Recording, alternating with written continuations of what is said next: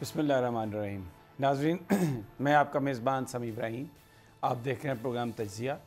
और आज मेरे साथ ख़ुसूसी तौर पर तहरीक इंसाफ के रहनुमा डॉक्टर बाबर अवान प्रोग्राम में शरीक हैं।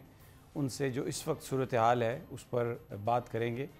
ऐसा लग रहा है कि अदालतें जो हैं उनके अहकामात एडमिनिस्ट्रेशन बिल्कुल नहीं मान रही।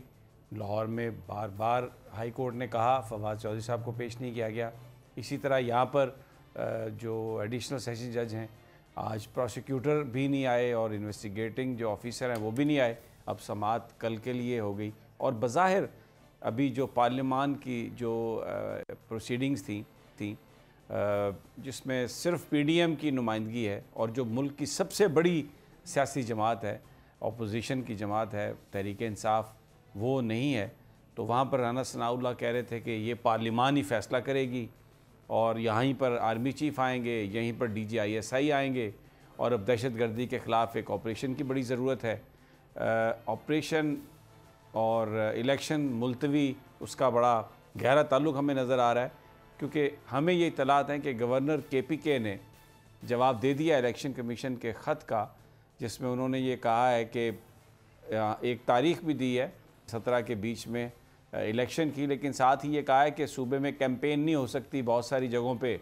तो अब इलेक्शन कमीशन सिक्योरिटी के इदारों से ब्रीफिंग ले और उनसे पूछे कि ये किस तरीके से इलेक्शन क्या हो सकते हैं या नहीं।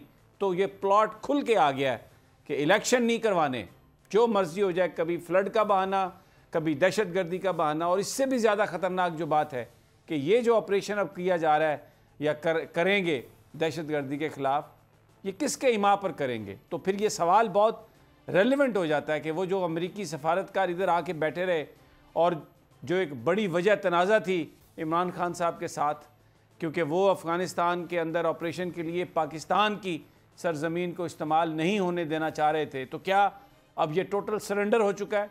क्या अब फिर दोबारा हम उसी आग में जाएंगे और एक ऑपरेशन के नाम पर अमेरिका की ख्वाहिशात को पूरा किया जाएगा, भाई को भाई से लड़ाया जाएगा?